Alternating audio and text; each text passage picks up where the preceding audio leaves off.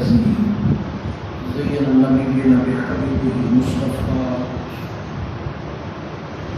ومن على المؤمنين بنبيه المجتبى. الصلاة والسلام على سيدنا ومولانا محمد خير الورى وعلى آله وأصحابه المتقدمين بالتقوى. أما بعد، أعوذ بالله من الشيطان الرجيم. بسم الله الرحمن الرحيم. والذين اتخذوا مسجدا ضرارا وكفرا وتفريقا بين المؤمنين وإرصادا لمن حارب الله ورسوله من قبل ولا يحلفن إن أردنا إلا الحسنى والله يشهد إنهم لكاذبون. لا تكن في أبدا لمسجد أسس على التقوى من أول يوم أحق أن تقوم فيه رجال يحبون أن يتطهروا والله يحب المتطهرين. أفمن أسس بنيانه على تقوى من الله ورضوان خير أم من أسس بنيانه على شفا جرف هار فانهار به في نار جهنم والله لا يهدي القوم الظالمين. صدق الله مولانا العظيم. مولاي صل وسلم دائما أبدا على حبيبك خير الخلق كلهم والحبيب الذي ترجى شفاعته لكل حول من الأحوال مبتئن. قبل احترام شرکائے خطبہ جمعہ، اللہ جل مجدہ کی ذات پاک کا لاکھ لاکھ شکر اور احسان ہے جس کی توفیق خاص کے ساتھ ہم نماز جمعہ کی اس بابرکت نشست اللہ کے حضور پیش ہونے کے لیے جمع ہیں۔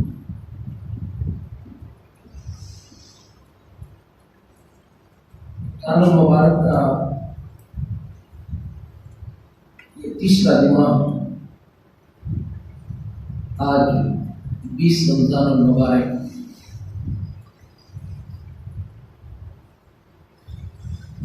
سورہ توبہ کی آیت نمبر 106، 7، 8 اور 9 میں نے تلاوت کرنے کا شرف حاصل کیا۔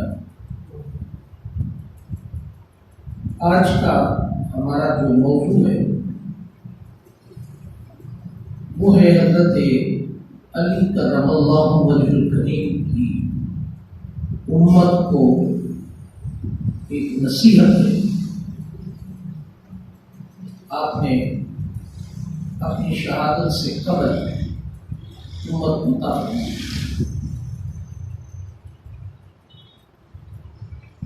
سورہ توبہ کی یہ جو آیات مبارکہ میں نے تلاوت کی ہے، آپ کو جو محسوس ہوتا ہوگا کہ شاید یہ موضوع سے متعلقہ نہیں ہے،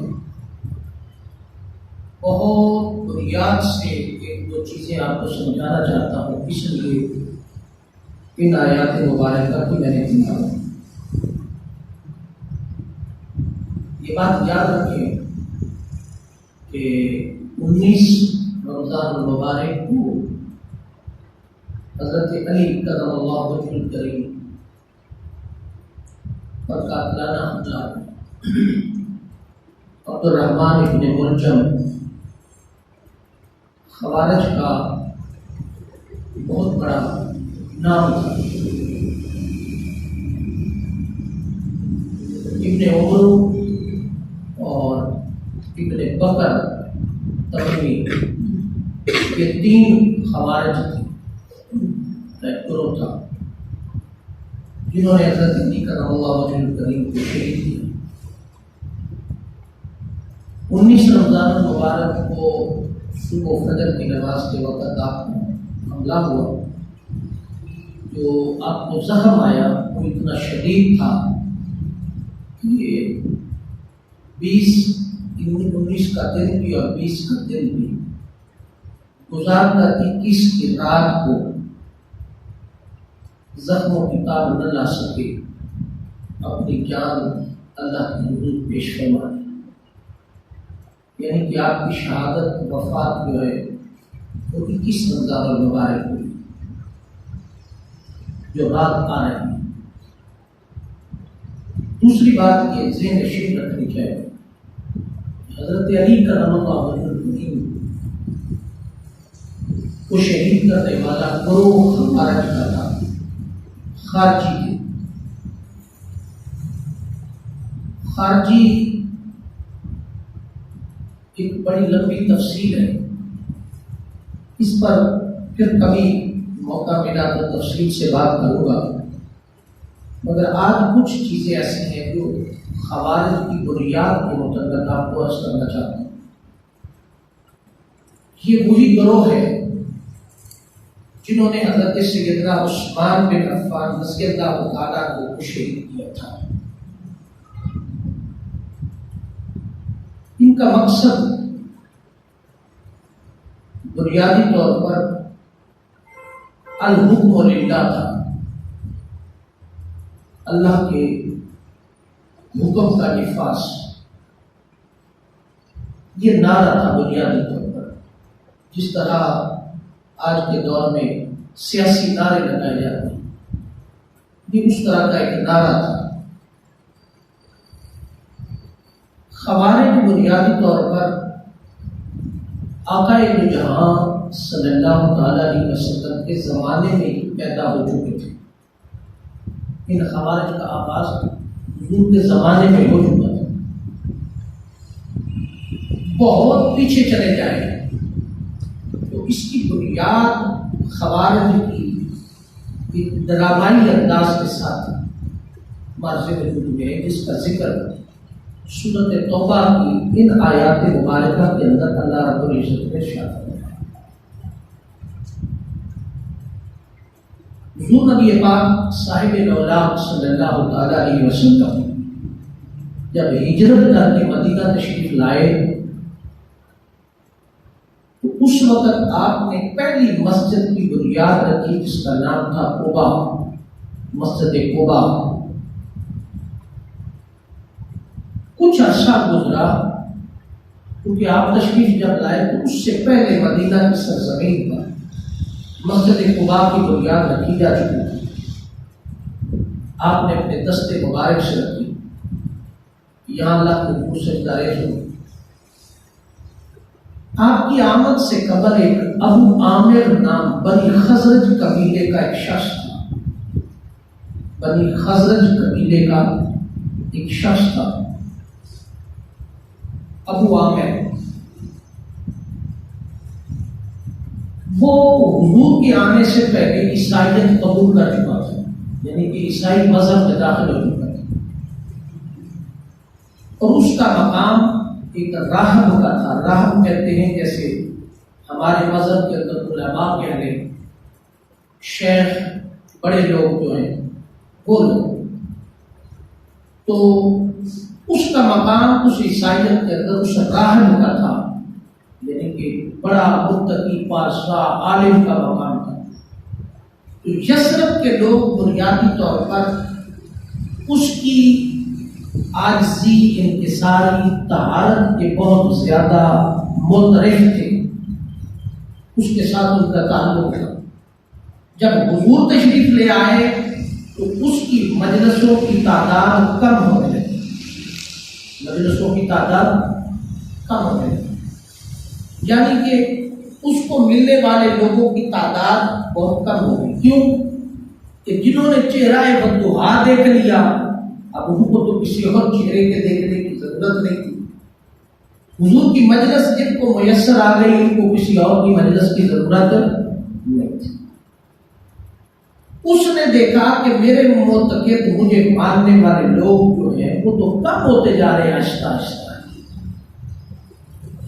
لہذا حضور علیہ السلام کی مجلس میں لوگ زیادہ ہیں۔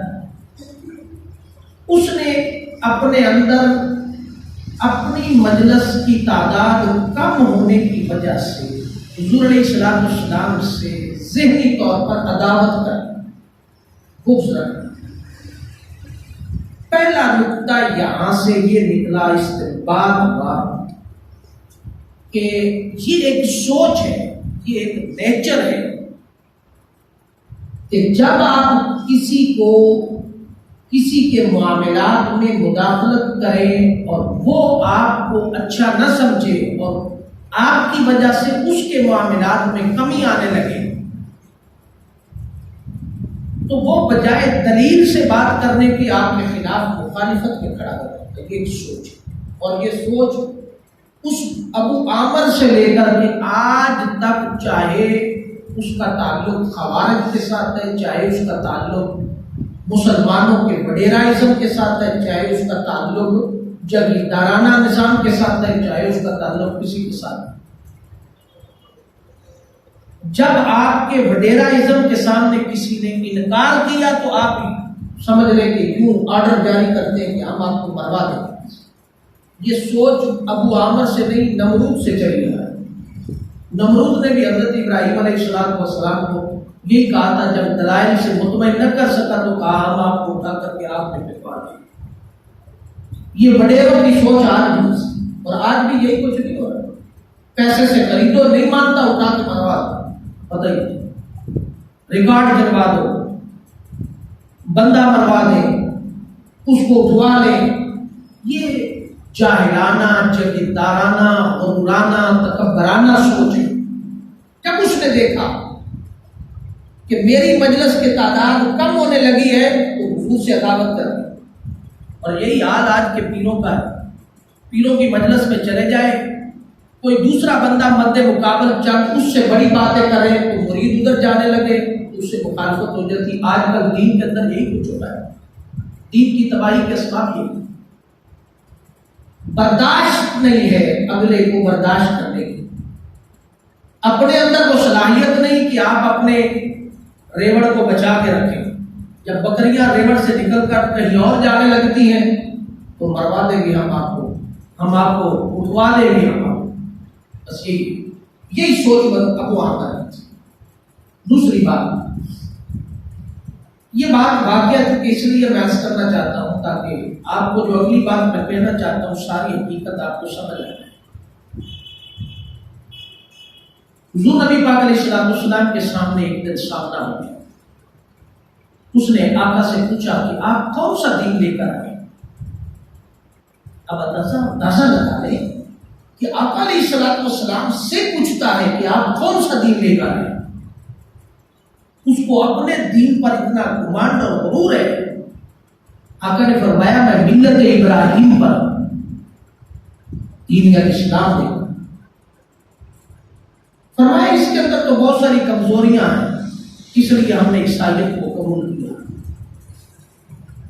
الغرض تھوڑی سی بحث کی تو آقا علیہ السلام نے مطمئن کرنے کی کوشش کی تو اللہ رب العزت نے فرمایا کہ یہ مطمئن کرنے والے لوگ نہیں۔ تو اس نے اس کی زبان سے یہ الفاظ نکل گئے کہ ہم دونوں میں سے جو شخص جھوٹا ہے، ہم دونوں میں سے جو شخص جھوٹا ہے وہ مدینہ سے دور بیابان جنگلوں میں بھوک اور افلاس میں زندگی بسر کرتا ہوا مر جائے۔ آقا نے فوراً فرمایا آمین۔ آقا نے فوراً فرمایا آمین۔ وہ چلا گیا، باہر نکل گیا، مدینہ سے باہر کچھ عرصہ گیا۔ اس دوران میدان بدر کا معرکہ وقع۔ تاریخ آپ دیکھیں، میں آپ کو پوری ایکول تاریخ جوڑ کے آپ کو بتانا چاہتا ہوں کہ تاریخ دیکھ لیں، مسلمانوں میں غداران وطن کہاں کہاں سے پیدا ہوتے ہیں، منافق کہاں کہاں سے آتے ہیں اور کیسے کیسے آتے ہیں اور بکتے کیسے ہیں۔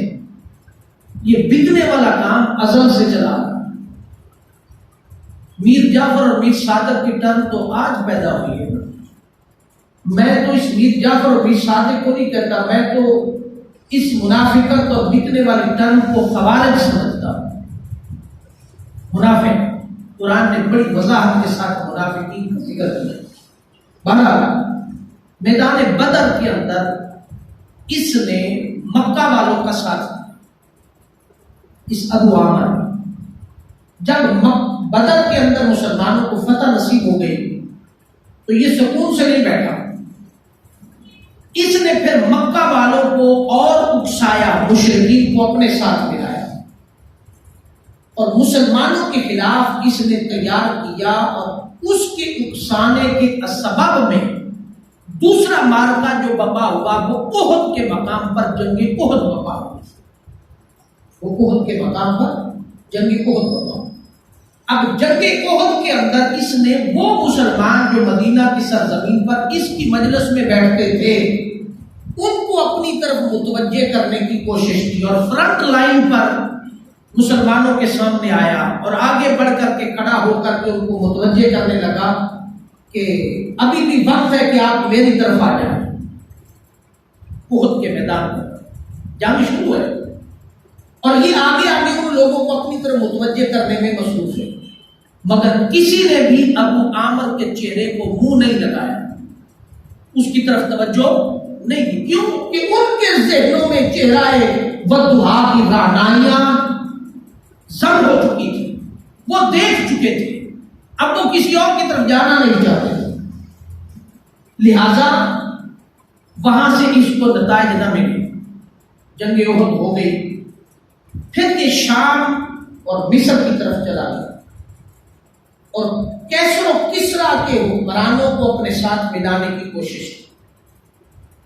کیسر و کسریٰ، اب یہاں بہت ساری فکری باتیں ساتھ ساتھ چل رہی ہیں، لیکن اگر میں اس کی طرف گیا تو بہت سارا جو اصل موضوع ہے وہ رہ گئے۔ فکری باتوں میں سب سے ایک بڑی فکری بات یہ ہے کہ بڑی طاقتیں ہمیشہ چھوٹی طاقتوں کے اندر، چھوٹی حکومتوں کے اندر اپنے مطلب کے لوگوں کو خریدتی ہیں۔ یہ جو رجیم کی ایک ٹرن چل رہی ہے نا اس وقت ہمارے پاکستان اور بین الاقوامی حالات کے اندر، اور چند لوگوں کو خرید کر کے اور ملک کی اکنامک پالیسی کو تباہ کر کے، معیشت کو تباہ کر کے ان کو غلام بنانے کی جو پالیسی چلتی ہے، یہ امریکہ کی ازل سے چلی آ رہی ہے۔ اس کا پہلا مرحلہ یہ ہوتا ہے کہ جس ملک کو اپنا غلام بنانا ہے اس کی معیشت کو تباہ کر دیں، معیشت کو تباہ کر دیں، پھر میر جعفر اور میر صادق غداران وطن تلاش کریں، پھر ان پر پیسہ انویسٹ کریں، پھر ان کو اپنے ساتھ ملائیں، پھر ان اداروں کو اپنے ساتھ ملائیں، بڑے بڑے جو ٹاپ کلاس کے ادارے، عدلیہ ہو گئی، اس سے بڑے بڑے عزت مآب جو مقدس گائیں کہلاتی ہیں نا، مقدس گائیں کہلاتی ہیں، جو اتوار والے دن بھی بڑے گاہک کے طوائفوں کی طرف پر ناچنے کے لیے تیار ہو جاتے ہیں۔ یہ تو اب ایک مظلومیت بن گئی ہے نا کہ میرا کیا قصور تھا نا؟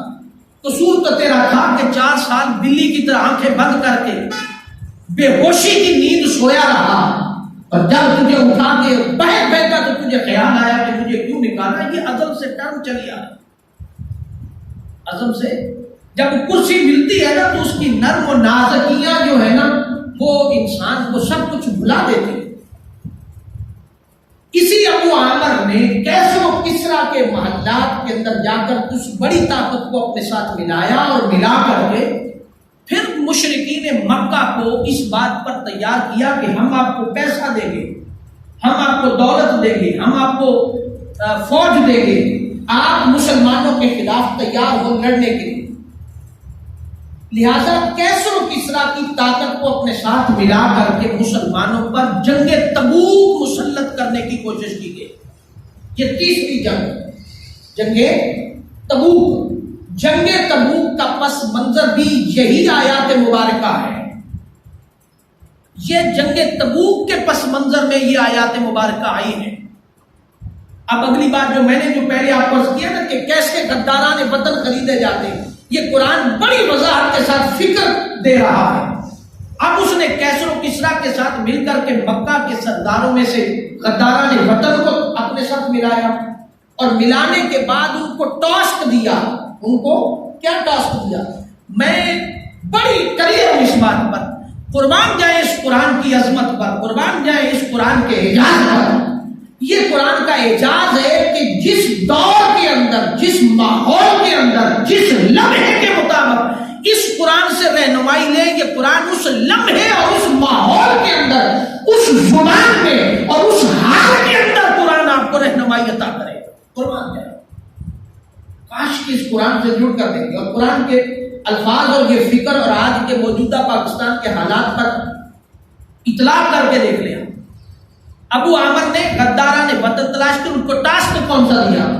ٹاسک ان کو یہ دیا کہ حضور علیہ السلام کے پاس جائیں اور جا کر کے انہیں کہیں کہ آپ نے مسجد قباء بنائی ہے تو نیازی صاحب ورگے جو بڑھےپا عمر کے لوگ ہیں نا، جن کی ٹانگوں میں ضعف ہے، کمزور ہیں، بوڑھے لوگ جو ہیں، وہ بارش اور آندھی اور طوفان کے موسم میں تھوڑا جو دور لوگ رہتے ہیں نا، وہ قباء مسجد میں نماز پڑھنے کے لیے نہیں آ سکتے، قباء مسجد میں نماز پڑھنے کے لیے نہیں آ سکتے۔ لہذا ہم ان کی سہولت کے لیے تھوڑے فاصلے پر ایک اور مسجد تعمیر کرنا چاہتے ہیں، ایک اور مسجد تعمیر کرنا چاہتے ہیں، لہذا ہمیں اجازت دی جائے۔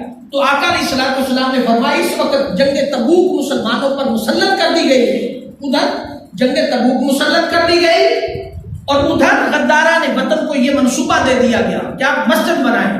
اب مسجد بنانے کا بنیادی ٹاسک کیا تھا؟ قرآن بڑی وضاحت کے ساتھ کہتا ہے، سنیے، والذین اتخذوا مسجدا ضرارا وکفرا وتفریقا بین المؤمنین وارصادا لمن حارب اللہ ورسولہ۔ فرمایا منافقین میں سے وہ بھی جنہوں نے ایک مسجد تیار کی مسلمانوں کو نقصان پہنچانے کے لیے، کفر کو تقویت دینے کے لیے، وتفریقا بین المؤمنین وارصادا لمن حارب اللہ ورسولہ من قبل، اور فرمایا اہل ایمان کے درمیان تفرقہ پیدا کرنے کے لیے، اور اس شخص کو، اب یہاں اس کی براہ راست اس کی طرف اشارہ ہو گیا، اس شخص کی گھات کی جگہ بنائی جائے۔ مقصد بیان ہے، گھات کی جگہ بنانے کی غرض سے جو اللہ اور اس کے رسول سے پہلے ہی جنگ کر رہا تھا، یعنی کہ جنگ تبوک مسلط کر دی گئی۔ مقصد بیان ہو گیا۔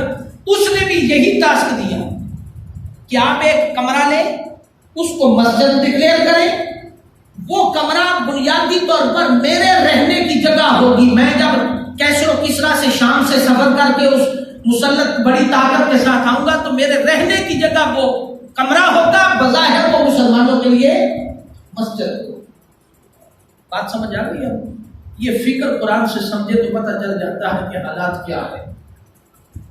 اب اس سے آگے چونکہ جتنی باتیں ہیں، لا تقم فیہ ابدا مسجد اسس علی التقویٰ، اس کو مسجد ضرار اللہ رب العزت نے فرمایا۔ آقا سے تو پوچھا تو آقا نے فرمایا جنگ تبوک سے واپسی پر سوچے، اس کا واپسی پر اگر موقع ملا تو سوچے۔ جب جنگ تبوک کامیاب ہو گئی، مسلمانوں کو فتح نصیب ہو گئی، تو پھر وہی وفد دوبارہ پھر حضور کی بارگاہ میں اور عرض کرنے لگے، یا رسول اللہ، ہم نے الحکم للہ، اللہ کی رضا کی خاطر مسجد تعمیر کی ہے، تو آپ وہاں مسجد میں تشریف لے جائیں اور قدم رنجا فرمائیں، دعا فرمائیں۔ حضور کا قدم رکھوا کر کے اس کو حلال کرنا چاہتے تھے، جائز قرار دینا چاہتے تھے۔ اب سوال تو یہ پیدا ہوتا ہے کہ اللہ کا رسول، اللہ کا پیغمبر موجود ہے تو دوسری مسجد کا تصور ہی کیا ہے؟ کون سا دین ہے؟ اور آقا علیہ الصلوۃ والسلام رحمت اللہ علیہ نے صحابہ کے ساتھ جانے کا ارادہ فرمایا، جانے کا ارادہ فرمایا۔ جبریل آ گئے، فرمایا محبوب نہ جانے، جے تو قدم رکھ دیتا تے نہ منافقہ سارے نو مینوں بخشنا پی جائے گا، انہاں سارے منافقاں نو مجھے بخشنا پڑ جائے گا، محبوب تو نہیں جانا، محبوب کو منع کر۔ بس یہ ایک تاریخ۔ اب جنگ تبوک کے بعد اس ابو عامر نے یہاں مسجد کے اندر آ کر کے ڈیرا لگایا، یہاں سے مسلمانوں کے خلاف سازشیں شروع۔ جب رب کائنات نے منع کر دیا تو آقا علیہ الصلوۃ والسلام کو حکم ہوا، فرمایا محبوب اس مسجد کو گرا دیں، جلا دیں۔ صحابہ کو حکم دیا اور گئے، اس مسجد کو گرا دیا اور اس کو جلا دیا۔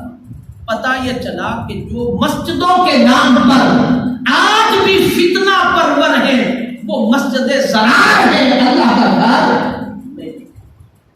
تو ہمیں سوچنا ہوگا، قرآن نے پورا فارمولہ دیا، پورا روڈ میپ دیا ہے۔ فرمایا من اول یوم احق ان تقوم فیہ رجال یحبونهم ہے افمن اسس بنیانہ علی تقوی، مسجد کی بنیاد تقوی پر ہے۔ یہ غزوہ تبوک، غزوہ بدر، غزوہ احد، اس کی بنیاد میں ان آیات مبارکہ کی روشنی میں وہ ابو عامر نام فتنہ، اصل میں الحکم للہ، اللہ کی رضا کی خاطر مسجد کی جو بنیاد رکھی گئی اور اندر فتنے کی بنیاد رکھی گئی، یہ پہلا گروہ تھا جس نے خوارج کی سوچ کو جنم دیا۔